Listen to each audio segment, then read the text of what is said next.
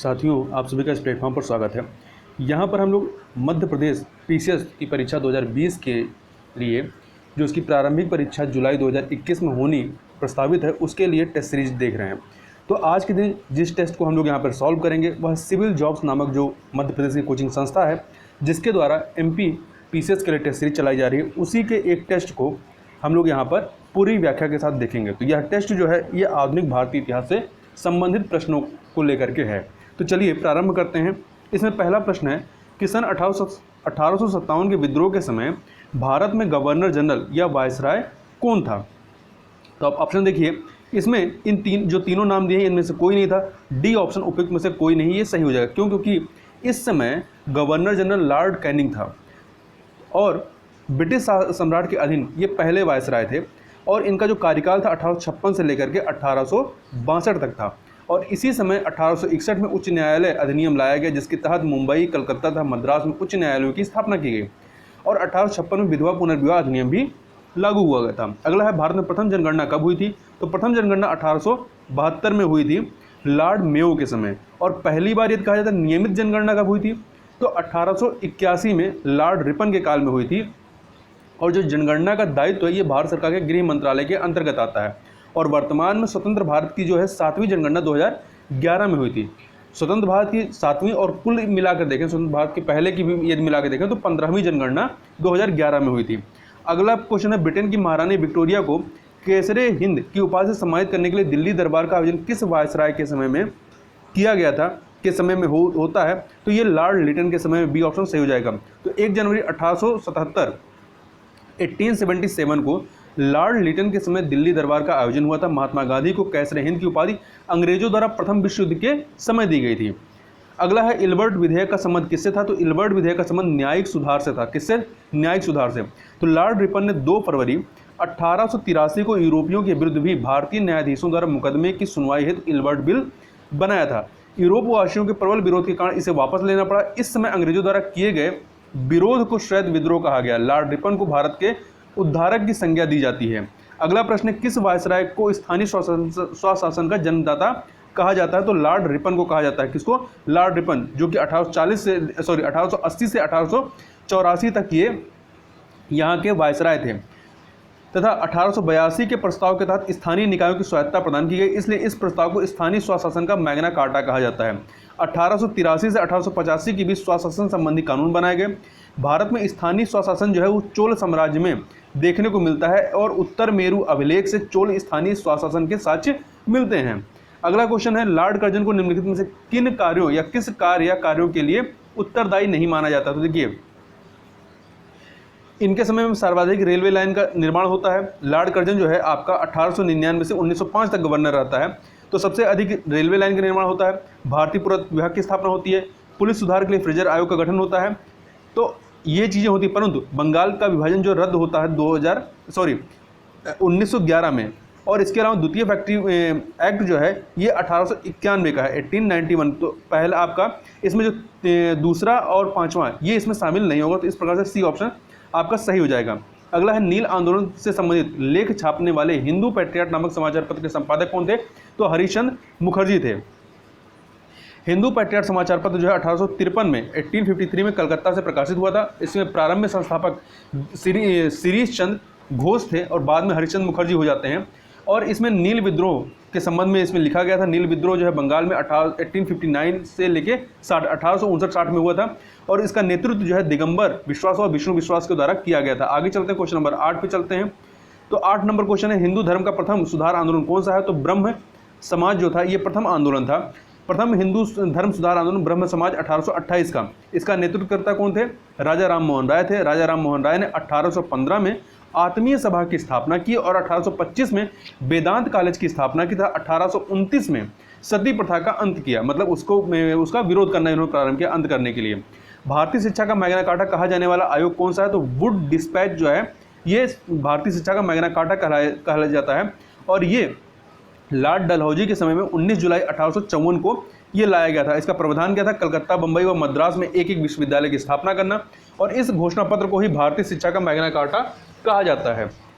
आगे चलते हैं, क्वेश्चन नंबर 10 देख लेते हैं। यहाँ पे 2 सूचियाँ दी गई, इन्हें सुमेलित करना है। तो आप देखिए, इसमें ब्रह्म समाज की स्थापना 1828 में होती है, तो 2 से मिला देंगे। आर्य समाज की स्थापना 1875 में होती है। प्रार्थना समाज की स्थापना जो है आपकी 1867 में होती है, 3 से मिला देंगे। थियोसॉफिकल सोसाइटी की स्थापना भी आपके 1875 में होती है, तो यहाँ पे मैच करा देंगे। और यंग बंगाल आंदोलन जो है 1826 में, आप 1 से मैच करा दीजिए। तो इस प्रकार से आपका जो डी ऑप्शन है 24351 ये आपका सही हो जाएगा। आगे भारत के किस समाज सुधारक ने शिकागो में हुई सर्वधर्म सम्मेलन में भाग लिया था? तो स्वामी विवेकानंद ने इसमें भाग लिया था। 1863 में इनका जन्म हुआ था, 1902 में इनकी मृत्यु होती है। 1893 में शिकागो, अमेरिका के शिकागो में विश्व धर्म सम्मेलन में भारत का प्रतिनिधित्व किया। इन्हें तूफानी भ्रमण करने वाला हिंदू या साइक्लोनिक हिंदू कहा गया। इनके गुरु रामकृष्ण परमहंस थे। रामकृष्ण मिशन की स्थापना इनके द्वारा 1897 में की जाती है। आगे बढ़ते हैं। थियोसॉफिकल सोसाइटी का अंतर्राष्ट्रीय मुख्यालय कहाँ स्थित है? तो यह जो है अंडयार में स्थित है। तो देखिए, थियोसॉफिकल सोसाइटी की स्थापना 1875 में न्यूयॉर्क में होती है और इसके संस्थापक कौन थे? रूस की मैडम ब्लावटस्की और अमेरिका के कर्नल अल्काट थे। इनका प्रधान कार्यालय अंतर्राष्ट्रीय मुख्यालय कहाँ था? तमिलनाडु के अड्यार में इन्होंने 1882 में बनाया। श्रीमती एनी बेसेंट भारत में प्रत्यक्ष रूप से किस संस्था से जुड़ी थी? तो ये थियोसॉफिकल सोसाइटी से जुड़ी हुई थी। तो देखिए, 16 नवंबर 1893 को एनी बेसेंट जो है भारत आती हैं और यह एक आयरिश महिला थी, आयरलैंड की निवासी थी। भारत आकर थियोसॉफिकल सोसाइटी के अध्यक्ष बनती हैं तथा 1916 में इन्होंने होम रूल लीग की स्थापना की और 1917 में भारतीय राष्ट्रीय कांग्रेस की पहली महिला अध्यक्ष ये बनी थी। क्वेश्चन नंबर 14 देख लेते हैं। रामकृष्ण मिशन की स्थापना किसके द्वारा की गई थी? नरेंद्र नाथ दत्त के द्वारा की गई थी। नरेंद्र नाथ दत्त ये स्वामी विवेकानंद का बचपन का नाम था। तो ये जो रामकृष्ण मिशन की स्थापना 1897 में की गई थी अपने गुरु रामकृष्ण परमहंस के नाम पर। आगे चलते हैं। रहनुमा मजदस्यान सभा किस धर्म में सुधार के लिए स्थापित की गई थी? तो यह जो है पारसी धर्म में सुधार के लिए स्थापित की गई थी और इसके संस्थापक कौन थे? दादा भाई नौरोजी तथा नौरोजी फरदौन जी। प्रचार प्रसार जो था ये राष्ट्र गुप्तार के माध्यम से और पारसी धर्म से संबंधित धर्म सुधार आंदोलन था। ये निम्नलिखित में से कौन सुमेलित नहीं है? तो आप यहाँ पे देखिए, इसमें जो डी ऑप्शन है E.B. रामास्वामी नायकर सत्यशोधक समाज, ये गलत है क्योंकि सत्यशोधक समाज से संबंधित है ज्योतिबा फुले। इसकी स्थापना इन्होंने 24 सितंबर 1873 को मुंबई में की थी। इसका उद्देश्य निम्न वर्गों के साथ सद्व्यवहार को प्रोत्साहित करना। और E.B. रामास्वामी नायकर या पेरियार जो हैं ये एशिया के सुकरात कहलाते हैं। इन्होंने आत्मसम्मान आंदोलन या द्रविड़ आंदोलन चलाया था। आगे बढ़ते हैं। सर्वेंट ऑफ इंडिया सोसाइटी की स्थापना किसके द्वारा की गई थी? तो गोपाल कृष्ण गोखले के द्वारा की गई थी। कब की गई थी? 12 जून 1905 को महाराष्ट्र के पुणे में। इसका उद्देश्य नौजवानों को सार्वजनिक जीवन के लिए प्रशिक्षित करना था। वाड़ीवास का युद्ध जो है 1760 में होता है। किन दो शक्तियों के मध्य में हुआ था? तो यह अंग्रेज और फ्रांसीसियों के मध्य में होता है 22 जनवरी 1760 को। चार्ल्स आयरकूट के नेतृत्व में अंग्रेज जो होते हैं इसमें विजयी होते हैं और इसका परिणाम क्या हुआ? पांडिचेरी क्षेत्र को जो है अंग्रेजों को सौंपना पड़ा। फ्रांसीसियों ने पांडिचेरी क्षेत्र अंग्रेजों को सौंप दिया। अगला है अष्टप्रधान व्यवस्था किसके शासन की विशेषता थी? तो शिवाजी के शासन की ये व्यवस्था थी। शिवाजी के शासन की यह व्यवस्था थी। अष्टप्रधान एक प्रकार का मंत्रिपरिषद था। इसमें पेशवा जो होते प्रधानमंत्री होते थे, सरे नौबत सैन्य प्रधान, अमात वित्त मंत्री, वाक्यानवीश सूचना मंत्री या गुप्तचर, चिटनिस राजकीय पत्र पठनकर्ता, सुमंत या दवीर विदेश मंत्री, पंडित राव धार्मिक पुरुष और न्यायाधीश न्याय विभाग का प्रमुख होता था। अगला है शिवाजी के व्यक्तित्व पर सर्वाधिक प्रभाव किसका पड़ा? तो इनकी माता जीजाबाई का सर्वाधिक प्रभाव पड़ा था। इनके पिता शाहजी भोसले तथा माता जीजाबाई थी। गुरु दादा कोंडदेव थे और आध्यात्मिक प्रभाव इनके ऊपर जो पड़ता है गुरु रामदास का पड़ता है। आगे चलते हैं। क्वेश्चन नंबर 21 को देखते हैं। भारत में सबसे पहले आने वाले यूरोपीय शक्ति कौन थी? तो पुर्तगाली जो है सबसे पहले भारत में आते हैं। सर्वप्रथम वास्को डिगामा, पुर्तगाल वासी वास्को डिगामा जो है भारत आता है 17 मई 1498 को। और पहला पुर्तगाली वायसराय कौन था? फ्रांसिस्को डी अल्मेडा 1505 में ये बनता है। और यूरोपीय कंपनियों के भारत में आने क्रम देखें तो पुर्तगाली 1498 में आते हैं, फिर इसके बाद अंग्रेज आते हैं 1600 में, फिर तीसरे नंबर पर डच आते हैं 1602 में, डैनिश आते हैं 1616 में, फ्रांसीसी 1664 में और स्वीडिश 1731 में आते हैं। अगला है तथाकथित ब्लैक होल की घटना किसके समय में होती है? तो ये घटना जो है सिराजुद्दौला के समय में घटित होती है। तो ब्लैक होल की घटना 20 जून 1756 को सिराजुद्दौला के समय में होती है। उस समय ये बंगाल का नवाब था। ये घटना कलकत्ता में होती है। इसमें 18x14 के कमरे में 146 अंग्रेजों को बंद कर दिया गया, जिसमें से 123 की मृत्यु हो गई। इस घटना का प्रत्यक्षदर्शी हॉलवेल था, जो बाद में आपका अस्थायी गवर्नर बनता है। अगला है इंदौर शहर के संस्थापक कौन थे? मल्हार राव होलकर थे। और इन्होंने इसकी स्थापना 1733 में की थी और होलकर वंश का संस्थापक मल्हारराव होलकर ही थे। आगे चलते हैं क्वेश्चन नंबर 24 पे। तो क्वेश्चन नंबर 24 है, किस युद्ध में भारत में अंग्रेजी साम्राज्य का सूत्रपात होता है? तो ये बक्सर के युद्ध में होता है। बक्सर का युद्ध 22 अक्टूबर 1764 को होता है, जिसमें अंग्रेज विजयी होते हैं। अंग्रेज तथा त्रिगुट के मध्य में यह युद्ध होता है। त्रिगुट में कौन शामिल थे? बंगाल का नवाब मीर कासिम और अवध का नवाब शुजाउद्दौला और मुगल सम्राट शाह आलम द्वितीय, ये त्रिगुट में शामिल थे और अंग्रेजों के मध्य में इनका युद्ध होता है। क्वेश्चन नंबर 25 देखते हैं, कलकत्ता में सुप्रीम कोर्ट की स्थापना कब की गई? तो सुप्रीम कोर्ट की स्थापना रेगुलेटिंग एक्ट 1773 के तहत की जाती है। इसके तहत 1774 में कलकत्ता में सर्वोच्च न्यायालय की स्थापना हुई। इसके प्रथम मुख्य न्यायाधीश सर एलिजा इम्पे थे और अन्य न्यायाधीश चैम्बर्स, लिमिस्टर्स तथा हाइट 3 अन्य न्यायाधीश थे। अगला है क्वेश्चन नंबर 26, बक्सर के युद्ध में जो कि 1764 में होता है, किसने भाग नहीं लिया था? तो इसमें देखिए, इसमें सिराजुद्दौला जो है वो भाग नहीं लेता है। सिराजुद्दौला भाग नहीं लेता है क्योंकि ये प्लासी का युद्ध जब होता है 23 जून 1757 को, वो इसी समय इसकी मृत्यु हो जाती है। तो इसमें शुजाउद्दौला अवध का नवाब, शाह आलम द्वितीय मुगल सम्राट और हेक्टर मुनरो जो है अंग्रेजों का नेतृत्व करता है, ये इसमें शामिल थे। मद्रास में रैयतवाड़ी व्यवस्था किसके द्वारा लागू की गई थी? तो ये टॉमस मुनरो के द्वारा लागू की गई थी। तो ये रैयतवाड़ी व्यवस्था की शुरुआत 1819 में मुंबई में एल्फिनिस्टन के द्वारा प्रारंभ की गई थी, जबकि 1820 में मद्रास में टॉमस मुनरो के द्वारा। यह व्यवस्था व्यक्तिगत रूप से लगान का समझौता थी, क्योंकि रैयत का मतलब क्या होता है? किसान होता है। यह व्यवस्था पूर्वी बंगाल, असम तथा कुर्ग क्षेत्र में लागू थी और यह ब्रिटिश भारत की 51% भूमि पर, अर्थात सबसे अधिक जो आपके रैयतवाड़ी व्यवस्था, जमींदारी व्यवस्था और महालवाड़ी, उसमें सबसे अधिक जो भूमि पर फैली हुई थी वो रैयतवाड़ी व्यवस्था थी। आगे चलते हैं क्वेश्चन नंबर 28, किस गवर्नर जनरल द्वारा प्रेस पर कठोर प्रतिबंध लगाए गए? जॉन एडम्स के द्वारा लगाए गए थे। जॉन एडम्स द्वारा 1823 में एक अधिनियम के तहत प्रेस पर प्रतिबंध लगाया गया, जबकि चार्ल्स मेटकाफ को भारतीय प्रेस का मुक्तिदाता कहा जाता है। अगला है विलय नीति या डॉक्ट्रिन ऑफ लैप्स से किसका नाम घनिष्ठता से जुड़ा है? तो ना ही लॉर्ड बेल्जली का, ना ही लॉर्ड कैनी का, ना ही लॉर्ड कर्जन का, उपरोक्त में से कोई नहीं। डी ऑप्शन आपका सही हो जाएगा। लॉर्ड डलहौजी का इससे जुड़ा हुआ है। लॉर्ड डलहौजी की विलय या हड़प नीति के अंतर्गत विलय किए गए जो क्षेत्रों के देखें तो इसमें सबसे पहले सतारा को 1848 में, जैतपुर को 1849 में, संबलपुर को 1849 में, बघात को 1850 में, उदयपुर, फिर झांसी 1853 में, नागपुर 1853 में और 1854 में अवध को कुशासन के आधार पर इसका विलय किया जाता है लॉर्ड डलहौजी के द्वारा। अगला है निम्नलिखित में से कौन सुमेलित है? तो देखिए, बेगम हजरत महल लखनऊ सही है, कुंवर सिंह आरा सही है, खान बहादुर खान बरेली ये भी सही है, तत्या टोपे ये कानपुर और ग्वालियर इनका दोनों कहा जा सकता है। तो इस प्रकार से आप डी ऑप्शन जो है वो सही हो जाएगा। अगला है वह प्रथम भारतीय जिसने 1857 के विद्रोह का सूत्रपात किया था, मंगल पांडे को इसमें माना जाता है। ठीक है, 1857 के विद्रोह का सूत्रपात करता मंगल पांडे।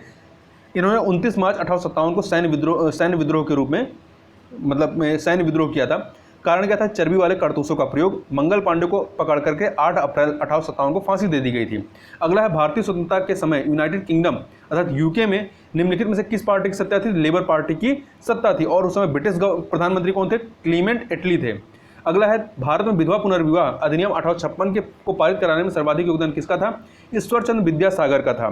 ठीक है, तो विधवा पुनर्विवाह अधिनियम 4 दिसंबर 1856 को लॉर्ड कैनिंग के शासनकाल में लागू होता है और पहला विधवा पुनर्विवाह जो है संपन्न होता है कहाँ पे? कलकत्ता में कानूनी संरक्षण में ईश्वरचंद्र विद्यासागर की देखरेख में संपन्न होता है। आगे चलते क्वेश्चन नंबर 34, ये प्रार्थना समाज के संस्थापक कौन थे? तो प्रार्थना समाज के संस्थापक जो थे वो आत्माराम पांडुरंग थे।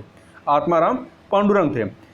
इनके अलावा महादेव गोविंद रानडे भी इसके संस्थापक सदस्यों में शामिल थे और इसकी स्थापना कब होती है? 31 मार्च 1867 को, 1867 को।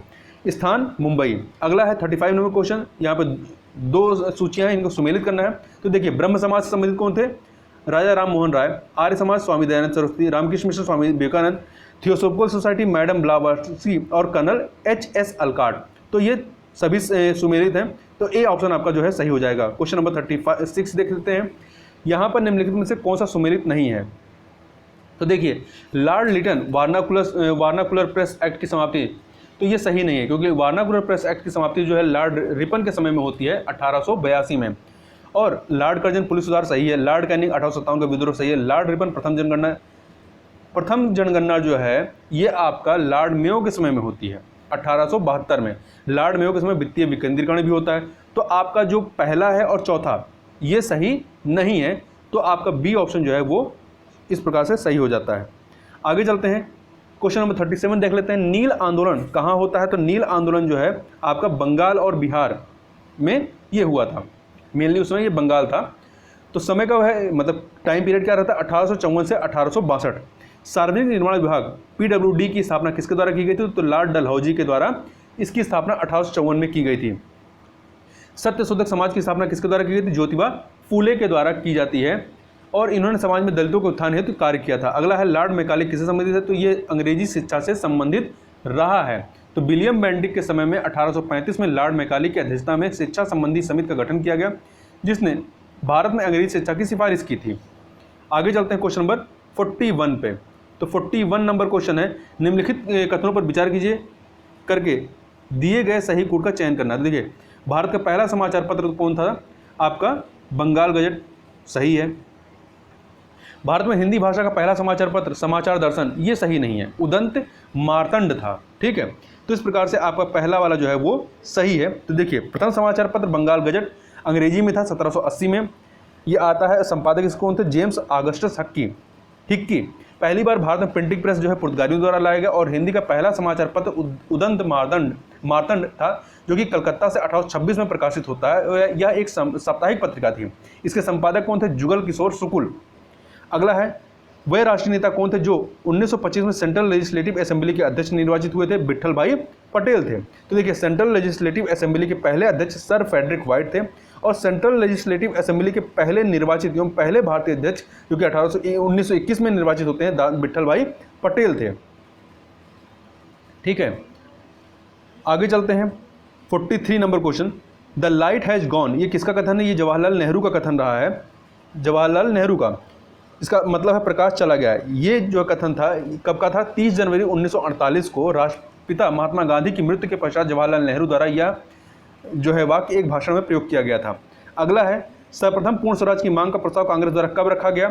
तो इसमें से डी ऑप्शन सही होगा, उपयुक्त में से कोई नहीं। क्यों? क्योंकि इसका जो प्रस्ताव है लाहौर अधिवेशन 1929 के लाहौर अधिवेशन में रखा गया। इसके अध्यक्ष कौन थे? जवाहरलाल नेहरू। और 26 जनवरी 1930 को स्वतंत्रता दिवस मनाने की घोषणा की गई और 31 दिसंबर 1929 को रावी नदी के तट पर नवगृहित तिरंगा फहराया गया था। आगे चलते हैं क्वेश्चन नंबर 45। निम्नलिखित में से कौन सा सुमेलित है? तो आप देखिए, इसमें भारतीय राष्ट्रीय कांग्रेस के पहले अध्यक्ष सुरेंद्र नाथ बनर्जी बिल्कुल गलत है, क्योंकि WC बनर्जी थे। 1885 में इसके पहले अध्यक्ष बने थे, क्योंकि 1885 में ही भारतीय राष्ट्रीय कांग्रेस की स्थापना हुई थी और ये इसका प्रथम मीटिंग कहाँ हुई थी? मुंबई में हुई थी। भारतीय राष्ट्रीय कांग्रेस के पहले विदेशी अध्यक्ष कौन थे? जॉर्ज यूले, ये सही है। ये 1988 इलाहाबाद में इन्होंने इसकी अध्यक्षता की थी। तीसरा, भारतीय राष्ट्रीय कांग्रेस की पहली महिला अध्यक्ष कौन थी? तो कांग्रेस की पहली महिला अध्यक्ष कौन थी? सरोजिनी नायडू नहीं, पहली महिला अध्यक्ष कहेंगे तो एनी बेसेंट थी। यदि पहली भारतीय महिला कहते तो सरोजिनी नायडू होती। वहीं भारतीय राष्ट्रीय कांग्रेस सबसे युवा अध्यक्ष कौन थे? मौलाना अबुल कलाम आजाद थे। और ये 35 वर्ष की आयु में दिल्ली में विशेष अधिवेशन जो 1923 में होता है, इसमें सबसे युवा अध्यक्ष चुने गए थे। तो आपका जो पहला है और तीसरा है ये सही नहीं है। और एक सेकेंड, इसमें जो है आपका दूसरा कौन सा सुमेलित हमें बताना ना, तो आपका दूसरा सुमेलित है और चौथा सुमेलित है। तो इस प्रकार से डी ऑप्शन आपका सही हो जाएगा। आगे चलते हैं, भारत में ब्रिटिश साम्राज्य के दौरान निम्नलिखित वायसरायों का सही कालक्रम बताइए। तो देखिए, लॉर्ड कर्जन 1899 से 1905 ये पहले नंबर पे आएगा। फिर दूसरे नंबर पे लॉर्ड हार्डिंग द्वितीय 1910 से 1916। फिर तीसरे नंबर पे लॉर्ड चेम्सफोर्ड 1916 से 1921 और चौथे नंबर पे लॉर्ड इरविन 1926 से 31। तो इस प्रकार से जो आपका ए ऑप्शन है, ए ऑप्शन वो सही हो जाएगा। आगे चलते हैं, कांग्रेस का प्रथम विभाजन कब होता है? तो 1907 में होता है, सूरत अधिवेशन के दौरान। इसमें कांग्रेस जो है नरम दल और गरम दल में बढ़ जाती है। इस अधिवेशन की अध्यक्षता रास बिहारी बोस के द्वारा की गई थी। अगला है, भारतीय राष्ट्रीय कांग्रेस की स्थापना संबंधी सेफ्टी वॉल अभय कपाट का विचार किसने दिया था? तो लाला लाजपत राय के द्वारा यह विचार दिया गया था। लाला लाजपत राय ने कांग्रेस की स्थापना ब्रिटिश साम्राज्य की सुरक्षा के लिए हुई, ऐसा कहा, जबकि व्योमेश चंद्र बनर्जी ने कहा कि कांग्रेस वायसराय लॉर्ड डेफिन के दिमाग की उपज है। अगला है, मुस्लिम लीग की स्थापना किसने की थी? तो सलीमुल्लाह ने की थी। किसने? सलीमुल्लाह ने ढाका में 1906 में की थी। और इसके संस्थापक में सलीमुल्लाह खां तथा आगा खां थे। उद्देश्य मुस्लिमों को अंग्रेजों के प्रति वफादार बनाना। पहला अधिवेशन 1908 में ढाका में होता है, जिसके अध्यक्ष कौन थे? आगा खां थे। कौन थे? आगा खां थे। अगला है बाल लाल पाल में कौन भारतीय राष्ट्रीय कांग्रेस के अध्यक्ष बने थे? तो लाला लाजपत राय जो है ये इसके अध्यक्ष बने थे। तिलक अध्यक्ष बनने से पूर्व ही इनकी मृत्यु हो जाती है। तो ये जो है 1920 में कलकत्ता अधिवेशन, जो कि विशेष अधिवेशन था, इसमें अध्यक्ष के रूप में इन्होंने कार्य किया था। इसमें असहयोग आंदोलन का प्रस्ताव पास हुआ था।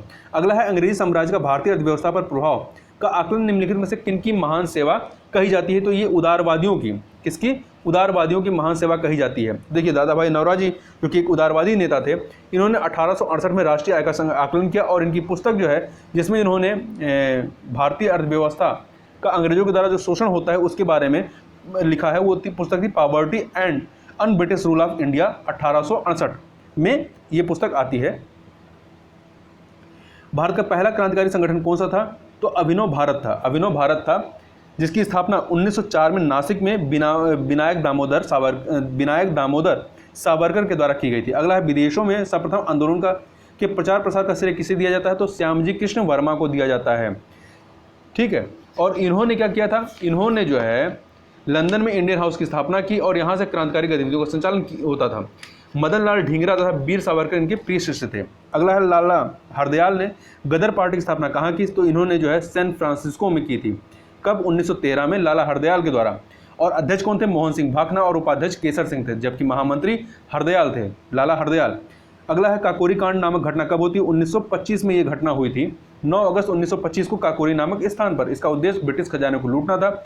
इसमें 4 लोगों को गिरफ्तार किया गया, रामप्रसाद बिस्मिल 3 लोगों को, नहीं सॉरी 4 लोगों को इसमें गिरफ्तार किया गया, रामप्रसाद बिस्मिल, राजेंद्र लाहिड़ी, रोशन सिंह और अशफाक उल्लाह खां। इनको जो है 1927 में फांसी दी गई थी। भगत सिंह, सुखदेव, राजगुरु को फांसी कब दी गई? तो इनको फांसी 23 मार्च 1931 को दी गई थी, 7:30 बजे सुबह। और कहाँ पे? लाहौर जेल में इनको फांसी दी गई थी। अगला है भारत में होम रूल आंदोलन किसकी प्रेरणा से चलाया गया? तो आयरलैंड की प्रेरणा से चलाया गया था। तो याद रखिएगा, ये जो प्रारंभ होता है होम रूल लीग का, ये प्रारंभ होता है 1916 में एनिबेशन के द्वारा और आयरलैंड की होम रूल की तर्ज पर। होम रूल का शाब्दिक अर्थ क्या है? स्वशासन होता है। एनिबेशन ने होम रूल की स्थापना कहाँ की थी? तो इन्होंने इसकी स्थापना जो है आपका मद्रास में की थी। तो all Indian home rule league की स्थापना सितंबर 1916 में की जाती है। कहाँ पे? तमिलनाडु के मद्रास में। और इसके सचिव को थे जॉर्ज अरुंडेल थे। अगला है निम्न घटनाओं का सही कालक्रम में सजाइए। तो देखिए इसमें आपका सबसे पहले क्या आएगा? इसमें सबसे पहले आपका गांधी इरविन समझौता आएगा। गांधी इरविन समझौता आएगा। फिर द्वितीय गोलमेज सम्मेलन आता है। गांधी इरविन समझौता 5 मार्च 1931 को होता है, इसे दिल्ली समझौता भी कहते हैं। फिर द्वितीय गोलमेज सम्मेलन होगा आपका, ये आपका 7 सितंबर 1931 को होता है और एकमात्र कांग्रेस प्रतिनिधि के रूप में गांधी जी ने इसमें हिस्सा लिया था। फिर आपका तीसरे नंबर पे आएगा सांप्रदायिक घोषणा, 16 अगस्त 1932 रैमजे मैकडोनाल्ड के द्वारा, यूके के प्रधानमंत्री थे। फिर आता है आपका फिर 5वां आ जाएगा पूना समझौता, 24 सितंबर 1932 को गांधी व अंबेडकर के बीच में। फिर आपका 5वें नंबर पे आ जाएगा तृतीय गोलमेज सम्मेलन 17 नवंबर 1932। इस प्रकार से आपका बी ऑप्शन जो है वो सही हो जाएगा। अगला है जलियांवाला बाग हत्याकांड नामक घटना कब होती है? 13 अप्रैल 1919। ए ऑप्शन आपका सही हो जाएगा। और कहाँ पे? पंजाब के अमृतसर में। और इसकी जांच जब होती बाद में, उसके जांच के लिए हंटर कमेटी का गठन किया गया था। क्वेश्चन नंबर 61 देख लेते हैं। किस आंदोलन की शुरुआत गांधी जी द्वारा नमक कानून तोड़ने के साथ हुई थी? तो सविनय अवज्ञा आंदोलन की शुरुआत जो है इससे होती है 1930 में। कारण क्या था? गांधी की मांगों पर ध्यान न देना था, नमक पर अत्यधिक कर लगाना। गांधी का नारा था 1 वर्ष में स्वराज की स्थापना करना। अगला है क्वेश्चन नंबर 62, चौरी चौरा की घटना कब होती है? ये घटना होती है 5 फरवरी 1922। देखिए 5 और 4 फरवरी में कन्फ्यूजन है, तो यदि 5 फरवरी ना देकर 4 फरवरी भी दिया गया है तो आप उसको सही मानेंगे। 4 फरवरी ऑप्शन में और उपयुक्त में से कोई नहीं, तो आप 4 फरवरी 1922 को मानेंगे। अगला है किस घटना के विरोध में स्वदेशी एवं बहिष्कार आंदोलन की शुरुआत होती है? तो बंगाल विभाजन जो कि 1905 में होता है, इसके विरोध स्वरूप ये प्रारंभ होता है। और इसके नेतृत्वकर्ता कौन थे? सुरेंद्र नाथ बनर्जी। और इस समय गवर्नर कौन था? वायसराय कौन था? Lord Curzon. अगला है गांधी जी ने किस आंदोलन के दौरान भूख हड़ताल को सर्वप्रथम सत्याग्रह के रूप में प्रयोग किया? तो अहमदाबाद आंदोलन जो कि 1918 में होता है, यहाँ पर इन्होंने भूख हड़ताल किया था। इसका उद्देश्य, इस आंदोलन का उद्देश्य मिल मजदूरों के पक्ष में आमरण अनशन करना था। अगला है क्वेश्चन नंबर 65, निम्न घटनाओं को सही कालक्रम में सजाइए। तो इसमें आप देखिए पहले नंबर पर नेहरू रिपोर्ट आएगी, 28 अगस्त 1928 की है, अध्यक्ष मोतीलाल नेहरू थे। फिर आपका मोहम्मद अली जिन्ना तीसरा आएगा, जिन्ना के 14 फार्मूले, ये भी 1928 का है। फिर आपका जो है आ जाएगा गांधी जी की 11 सूत्री मांगे, ये सविनय अवज्ञा आंदोलन के पूर्व अंग्रेजों के सामने रखी गई थी। फिर आपका सविनय अवज्ञा आंदोलन आ जाएगा चौथा, और फिर आपका प्रथम गोलमेज सम्मेलन आ जाएगा। ठीक है, तो सविनय अवज्ञा आंदोलन 6 अप्रैल 1930, प्रथम गोलमेज सम्मेलन 12 नवंबर 1930। तो इस प्रकार से आपका जो सी ऑप्शन है वो सही हो जाएगा 1, 3, 2, 4, 5। अगला है गांधी जी द्वारा दांडी मार्च कहाँ से प्रारंभ की गई थी, तो ये अहमदाबाद से प्रारंभ की गई थी। 12 मार्च 1930 को प्रारंभ होती है और 6 अप्रैल 1930 को ये समाप्त होती है। कुल 24 दिन चलती है। साबरमती आश्रम से प्रारंभ होती है और दांडी में समाप्त होती है, और इसका परिणाम सविनय अवज्ञा आंदोलन था। अगला है भारतीय राष्ट्रीय कांग्रेस ने किन सम्मेलनों में भाग लिया था, तो इन्होंने केवल द्वितीय गोलमेज सम्मेलन में भाग लिया था 1931 का जो होता है। इसमें कांग्रेस के एकमात्र प्रतिनिधि गांधी जी थे। व्यक्तिगत रूप से इसमें सम्मिलित कौन थे, एनी बेसेंट और मदन मोहन मालवीय, और एकमात्र भारतीय जिसने तीनों गोलमेज सम्मेलनों में हिस्सा लिए थे वो थे डॉक्टर BR अम्बेडकर। अगला है सांप्रदायिक निर्णय कम्युनल अवार्ड किसके द्वारा दिया गया, तो ये रैमजे मैकडोनाल्ड के द्वारा 16 अगस्त 1932 को दिया गया। इसका कार्य क्या था, हरिजनों को पृथक प्रतिनिधित्व प्रदान करना, मुस्लिमों की बात हरिजनों के लिए भी पृथक प्रतिनिधित्व का प्रावधान करना। इसका विरोध क्या होता है, इसका मतलब परिणाम क्या होता है, तो गांधी जी ने पूना के यरवदा जेल में आमरण अनशन कर दिया था। उसी के बाद आपका पूना पैक्ट होता है भीमराव अम्बेडकर के साथ में। अगला है क्वेश्चन नंबर 69, निम्नलिखित घटनाओं को कालक्रमानुसार सजाइए। तो आप इसमें देखिए, इसमें आपका सबसे पहले अगस्त प्रस्ताव आता है 8 अगस्त 1940 को। फिर आपका व्यक्तिगत सत्याग्रह तीसरे नंबर पे आता है 1940 में। फिर आपका दूसरा आता है क्रिप्स मिशन 1942 में। भारत छोड़ो आंदोलन आपका होता है 8 अगस्त 1942 को। फिर आपका बेबेल योजना जो है 1945 की है। तो इस प्रकार से जो सी ऑप्शन है 1, 3, 2, 4, 5 ये सही हो जाएगा। अगला है क्वेश्चन नंबर 70 देख लेते हैं। तो ये गांधी जी द्वारा करो या मरो का नारा कब दिया गया था, तो ये नारा जो है इनके द्वारा भारत छोड़ो आंदोलन के समय में दिया गया था। ठीक है, 8 अगस्त 1942 को ग्वालियर टैंक मैदान मुंबई में। अगला है आज़ाद हिंद फौज के जिन सैनिकों पर मुकदमा चलाया गया था उनमें कौन एक सम्मिलित नहीं था, तो भूलाभाई देसाई सम्मिलित नहीं थे। भूलाभाई देसाई जो थे, ये जो मुकदमा था उसको इन्होंने लीड किया था। अगला है निम्नलिखित में से किसने संविधान के निर्माण की योजना प्रस्तुत की थी, तो कैबिनेट मिशन के द्वारा यह योजना प्रस्तुत की जाती है। 24 मार्च 1946 को कैबिनेट मिशन के तहत, कैबिनेट मिशन के जो सदस्य थे पैथिक लॉरेंस अध्यक्ष थे, स्टेफोर्ड क्रिप्स और AB अलेक्जेंडर। संविधान सभा व अंतरिम सरकार गठन का प्रस्ताव इसके माध्यम से किया गया था। अगला है अखिल भारतीय ट्रेड यूनियन कांग्रेस के प्रथम अध्यक्ष कौन थे, तो इसके जो प्रथम अध्यक्ष थे वो लाला लाजपत राय थे। संस्थापक NM जोशी थे। कब स्थापना होती है, 1920 में, और इसके पहले अध्यक्ष लाला लाजपत राय थे। स्वतंत्रता के समय भारतीय राष्ट्रीय कांग्रेस के अध्यक्ष कौन थे, JB कृपलानी थे। कौन थे, JB कृपलानी थे। 15 अगस्त 1947 को कांग्रेस के अध्यक्ष ये थे। अगला है निम्नलिखित कथनों पर विचार करके सही कूट का चयन कीजिए। तो देखिए, स्वतंत्र भारत के प्रथम गवर्नर जनरल लॉर्ड माउंटबेटन सही है।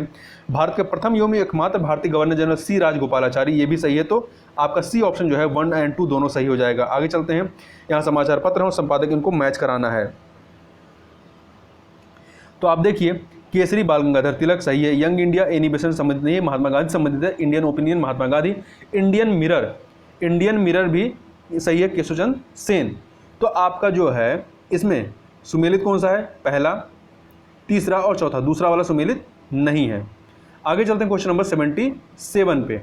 तो यह कांग्रेस मंच से सर्वप्रथम स्वराज की मांग किसके द्वारा की गई थी, दादाभाई नौरोजी के द्वारा 1906 में कलकत्ता अधिवेशन में, जिसकी अध्यक्षता इन्हीं के द्वारा की गई थी। और कांग्रेस द्वारा पूर्ण स्वराज की मांग 1929 में होती है, लाहौर अधिवेशन में। इस अधिवेशन में अध्यक्ष कौन थे, जवाहरलाल नेहरू थे। अगला है कांग्रेस के लखनऊ अधिवेशन 1916 का संबंध किससे है, तो इसका संबंध जो है कांग्रेस और मुस्लिम लीग के मध्य समझौता से है। 78 का, एक सेकेंड, कांग्रेस के दोनों दलों, गरम दल तथा नरम दल के बीच समझौते से इसका संबंध था। ठीक है, 78 का बी हो जाएगा, ए नहीं। और ये 1916 में होता है। अधिवेशन के अध्यक्ष कौन थे, अंबिका शरण मजूमदार थे। लखनऊ समझौता, यहाँ पे एक चीज़ कन्फ्यूजन है कि लखनऊ समझौता जो माना जाएगा ये कांग्रेस और मुस्लिम लीग के मध्य समझौता था। ठीक है, एक सेकेंड गड़बड़ हो रहा है। 1916 में कांग्रेस के दोनों दल, गरम दल और नरम दल के बीच समझौता होता है, और इसके साथ ही यहाँ पे कांग्रेस और मुस्लिम लीग के बीच भी समझौता होता है। ठीक है, तो ए और बी दोनों यहाँ पे सही होने चाहिए। आगे चलते हैं, शहीद होने वाले सबसे युवा क्रांतिकारी कौन थे? खुदीराम बोस थे। खुदीराम बोस थे जिनकी मृत्यु 19 या इनको जो फांसी दी जाती है 19 वर्ष की आयु में 11 अगस्त 1908 को फांसी दी गई थी। आगे चलते हैं, 80 नंबर क्वेश्चन, क्रांतिकारी नेता चंद्रशेखर आजाद का संबंध किस राज्य से रहा है? तो इनका संबंध मध्य प्रदेश से था। इनका जन्म 23 जुलाई 1906 को मध्य प्रदेश के तत्कालीन झाबुआ जिले के भाभरा ग्राम में होती है और वर्तमान में यह आज़ाद नगर अलीराजपुर जो जिला है वहाँ पे है। ये भारतीय स्वतंत्रता संग्राम से जुड़े रहे हैं। अगला है, गांधी जी दक्षिण अफ्रीका में कितने वर्ष तक थे? तो ये 21 वर्ष तक यहाँ पर थे। गांधी जी जून 1893 को सेठ अब्दुल्ला के आमंत्रण पर एक मुकदमे की पैरवी करने के लिए दक्षिण अफ्रीका गए और 9 जून 1915 को दक्षिण अफ्रीका से भारत आते हैं। निम्नलिखित घटनाओं को सही क्रम में लगाइए। हमें यहाँ पे जो घटनाएं हैं उनको सही क्रम में लगाना है। तो देखिए, आपका होम रूल आंदोलन जो है ये 1916 का है, एनी बेसेंट व बाल गंगाधर तिलक के द्वारा चलाया जाता है, तो तीसरा पहले आ जाएगा। फिर आपका चंपारण सत्याग्रह आता है 1917 का। फिर आपका आता है रोलेट एक्ट 1918-19 में, ठीक है, जलियांवाला बाग हत्याकांड जो है इसी का परिणाम था। इसके बाद आपका आता है खिलाफत आंदोलन 1919-20, असहयोग आंदोलन 1920 से 22। इस प्रकार से आपका जो डी ऑप्शन है 31524 ये सही हो जाएगा। अगला है, कौन सी घटना रोलेट एक्ट का परिणाम कही जाती है? तो जलियांवाला बाग हत्याकांड जो कि 13 अप्रैल 1919 को होती है पंजाब के अमृतसर में। इसकी जांच के लिए जो कमेटी थी वो हंटर कमेटी थी। आगे देखते हैं, चौरी चौरा नामक घटना से किस आंदोलन को वापस लिया गया? तो असहयोग आंदोलन जो था 1920 का, ये घटना 5 फरवरी 1922 को उत्तर प्रदेश के देवरिया में होती है, ठीक है, वर्तमान में जो गोरखपुर वाला इलाका है यहाँ पर। और इसके परिणाम स्वरूप क्या होता है कि गांधी जी द्वारा असहयोग आंदोलन को वापस ले लिया गया था। अगला है, बारदौली सत्याग्रह का संबंध किस नेता से है? तो सरदार वल्लभ भाई पटेल से है। बारदौली सत्याग्रह 1928 में गुजरात में होता है। इसके नेतृत्व करता सरदार वल्लभ भाई पटेल थे और वल्लभ भाई पटेल को सरदार की उपाधि जो है बारदौली की महिलाओं ने दी थी। अगला है, गांधी जी द्वारा दांडी मार्च कब प्रारंभ किया गया था? ये 12 मार्च 1930 को प्रारंभ होता है और 6 अप्रैल 1930 को समाप्त होता है। साबरमती से दांडी तक यात्रा होती है और इसी का परिणाम था सविनय अवज्ञा आंदोलन जो कि 1930 में प्रारंभ होता है। भारतीय राष्ट्रीय कांग्रेस के ऐसे कौन से नेता थे जो 3 बार अध्यक्ष बनते हैं? तो दादा भाई नौरोजी थे। सबसे पहले 1886 में कलकत्ता अधिवेशन में, फिर 1893 में लाहौर अधिवेशन में और फिर सबसे लास्ट में 1906 में कलकत्ता के अधिवेशन में। अगला है, व्यक्तिगत सत्याग्रह के प्रथम सत्याग्रही कौन थे? तो विनोबा भावे थे। कौन थे? विनोबा भावे। इन्होंने व्यक्तिगत सत्याग्रह कब होता है? 1940 में होता है।